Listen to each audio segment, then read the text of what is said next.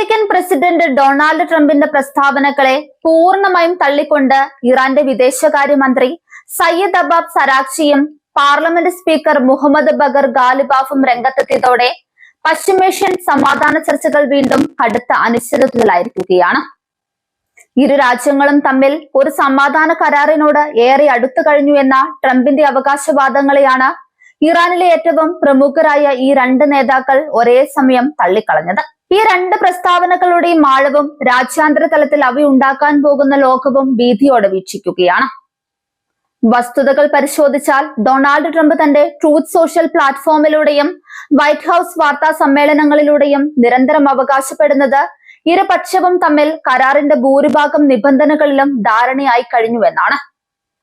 എന്നാൽ ട്രംപിന്റെ ഈ അവകാശവാദങ്ങൾ വെറും ഊഹാപോഹങ്ങൾ മാത്രമാണ് എന്നാണ് വിദേശകാര്യമന്ത്രി അബ്ബാസ് അറാഗ്ചി തുറന്നടിച്ചത്. ഔദ്യോഗികമായ ഒരു അന്തിമ നിഗമനത്തിൽ എത്തുന്നത് വരെ പുറത്തുവരുന്ന ഇത്തരത്തിലുള്ള എല്ലാ പ്രസ്താവനകളും വെറും രാഷ്ട്രീയ പ്രചാരണം മാത്രമാണെന്ന് ഇറാൻ വ്യക്തമാക്കുന്നുണ്ട്.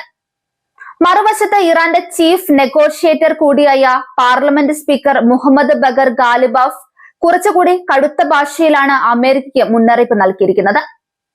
ശത്രുവിന്റെ വാക്കുകളെയോ വാഗ്ദാനങ്ങളെയോ ഒട്ടും വിശ്വസിക്കാൻ കൊള്ളില്ലെന്നാണ് ഗാലിബാഫ് ഇറാന്റെ ഔദ്യോഗിക മാധ്യമങ്ങളിലൂടെ വ്യക്തമാക്കിയത്. ഇറാനിലെ ജനങ്ങളുടെ അവകാശങ്ങളും സുരക്ഷയും പൂർണ്ണമായും ഉറപ്പാക്കാതെ ഒരു തരത്തിലുള്ള കരാറിനും തങ്ങൾ അംഗീകാരം നൽകില്ലെന്ന് അദ്ദേഹം തറപ്പിച്ചു പറയുന്നു. ഈ പ്രസ്താവനകൾ കേവലം നയതന്ത്രപരമായ വിയോജിപ്പുകൾ മാത്രമല്ല, മറിച്ച് നിലവിലുള്ള സമാധാന ചർച്ചകളുടെ അന്തരീക്ഷത്തെ തന്നെ മാറ്റിമറിക്കാൻ പോന്നവയാണെന്നാണ് നയതന്ത്ര വിദഗ്ധരുടെ വിലയിരുത്തൽ. ഒമാന്റെയും പാകിസ്ഥാന്റെയും മധ്യസ്ഥതയിൽ അതീവ രഹസ്യമായും പരസ്യമായും നടന്നു വന്ന ചർച്ചകൾക്ക് ഈ ആഭ്യന്തര പ്രതികരണങ്ങൾ വലിയൊരു തിരിച്ചടിയാണ് നൽകിയിരിക്കുന്നത്. അമേരിക്കൻ ഭരണകൂടം മുന്നോട്ട് വയ്ക്കുന്ന പല പുതിയ ഭേദഗതികളും ഇറാൻ പൂർണ്ണമായും തള്ളിക്കളയുന്നു എന്നതിന്റെ വ്യക്തമായ സൂചനയാണിത്. പ്രധാനമായും ഹോർമുസ് കടലിടുക്കിന്റെ മേലുള്ള നിയന്ത്രണവും ഉപരോധങ്ങൾ നീക്കുന്നതുമായി ബന്ധപ്പെട്ട തർക്കങ്ങളുമാണ് ഈ വിയോജിപ്പുകൾക്ക് പിന്നിൽ. തങ്ങളുടെ തടഞ്ഞു വെച്ചിരിക്കുന്ന $12 ബില്യൺ വിദേശാസ്തികൾ പൂർണ്ണമായി വിട്ടുകിട്ടാതെ ആണവ പദ്ധതികളെ കുറിച്ചോ യുറേനിയം ശേഖരം നശിപ്പിക്കുന്നതിനെ കുറിച്ചോ ഉള്ള ഗൗരവമായ ചർച്ചകളിലേക്ക് കടക്കില്ലെന്ന കർശന നിലപാടിലാണ് ടെഹ്റാൻ. എന്നാൽ ട്രംപ് ഭരണകൂടമാകട്ടെ ഇറാൻ ആണവായുധ നിർമ്മാണത്തിൽ നിന്ന് പൂർണ്ണമായി പിന്മാറണമെന്ന കടുത്ത നിബന്ധനയിൽ ഉറച്ചു നിൽക്കുന്നു. അമേരിക്കൻ പ്രസിഡന്റ് പദവിയിൽ എത്തിയത് മുതൽ ഇറാന് മേൽ പരമാവധി സമ്മർദ്ദം ചെലുത്തുന്ന തന്ത്രമാണ് ഡൊണാൾഡ് ട്രംപ് സ്വീകരിക്കുന്നത്. സൈനികമായ ഭീഷണികളും കടുത്ത സാമ്പത്തിക ഉപരോധങ്ങളും വഴി ഇറാന്റെ സമ്പദ് വ്യവസ്ഥയെ തകർക്കുക എന്നതായിരുന്നു ലക്ഷ്യം. എന്നാൽ ഈ സമ്മർദ്ദങ്ങൾക്ക് മുൻപിൽ തങ്ങൾ വഴങ്ങില്ലെന്നും സൈനികമായ കരുത്തുകാട്ടി മാത്രമേ അമേരിക്കയിൽ നിന്ന് ആനുകൂല്യങ്ങൾ നേടിയെടുക്കാൻ സാധിക്കൂ എന്നുമാണ് വിലയിരുത്തൽ. ചർച്ചകളിലൂടെയല്ല, മറിച്ച് മിസൈലുകളിലൂടെയാണ് തങ്ങൾ തങ്ങളുടെ അവകാശങ്ങൾ നേടിയെടുക്കുന്നതെന്നും നയതന്ത്ര മേശയിൽ ആ യാഥാർത്ഥ്യം അമേരിക്കയെ ബോധ്യപ്പെടുത്തുക മാത്രമാണ് ചെയ്യുന്നതെന്നും ഗാലിബാഫ് കഴിഞ്ഞ ദിവസം വ്യക്തമാക്കുകയുണ്ടായി. ഇറാന്റെ ഈ കടുത്ത നിലപാട് ട്രംപ് ഭരണകൂടത്തിന്റെ വിദേശ നയങ്ങൾക്ക് വലിയൊരു വെല്ലുവിളിയാണ് ഉയർത്തുന്നത്. ഒരു വശത്ത് ചർച്ചകൾ നടക്കുമ്പോൾ ലെബനനിലും സിറിയയിലും ഇസ്രയേൽ നടത്തുന്ന ആക്രമണങ്ങളും ഇതിന് ആക്കം കൂട്ടുന്നു. ഇസ്രയേലും അമേരിക്കയും ഒരേ നാണയത്തിന്റെ ഇരുവശങ്ങളാണെന്നാണ് ഇറാൻ വിലയിരുത്തുന്നത്.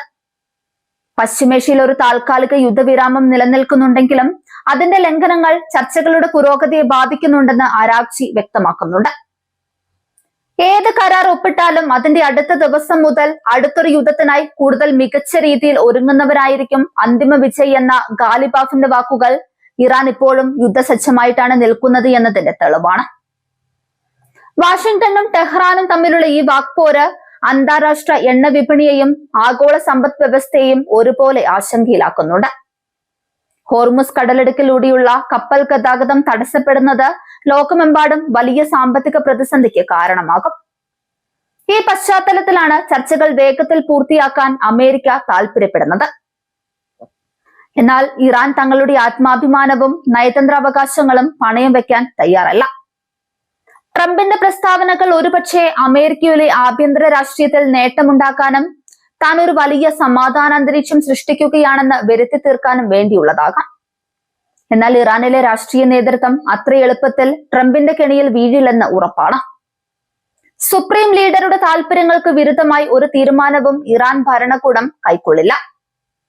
ഇറാനിലെ ആഭ്യന്തര രാഷ്ട്രീയത്തിലും ഈ ചർച്ചകൾ വലിയ ചലനങ്ങൾ ഉണ്ടാക്കുന്നുണ്ട്.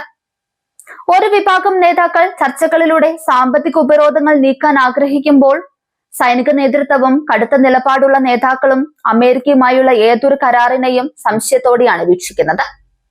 ഈ ഒരു ആഭ്യന്തര കലഹമാണ് വിദേശകാര്യമന്ത്രിയുടെയും സ്പീക്കറുടെയും വാക്കുകളിൽ പ്രതിഫലിക്കുന്നത്. എന്നാൽ ട്രംപ് അവകാശപ്പെടുന്നത് പോലെ പശ്ചിമേഷ്യയിൽ ഒരു സമാധാന കരാർ അത്ര എളുപ്പത്തിൽ സാധ്യമാകില്ല എന്ന് തന്നെയാണ് പുതിയ സംഭവ വികാസങ്ങൾ വ്യക്തമാക്കുന്നത്. ഇരു രാജ്യങ്ങളും തമ്മിലുള്ള വിശ്വാസ്യതയുടെ കുറവ് തന്നെയാണ് ഏറ്റവും വലിയ തടസ്സം.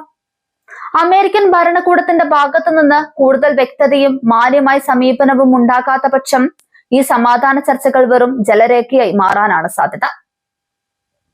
വരും ദിവസങ്ങളിൽ ഒമാനും പാകിസ്ഥാനും നടത്തുന്ന മധ്യസ്ഥ ശ്രമങ്ങൾ എത്രത്തോളം വിജയിക്കുമെന്നതിനെ ആശ്രയിച്ചിരിക്കും പശ്ചിമേഷ്യയുടെ ഭാവി. യുദ്ധത്തിന്റെ നിഴലിൽ നിന്നും സമാധാനത്തിന്റെ വെളിച്ചത്തിലേക്ക് ഈ മേഖലയെ നയിക്കാൻ ഇരുപക്ഷവും വിട്ടുവീഴ്ചകൾക്ക് തയ്യാറാകേണ്ടതുണ്ട്.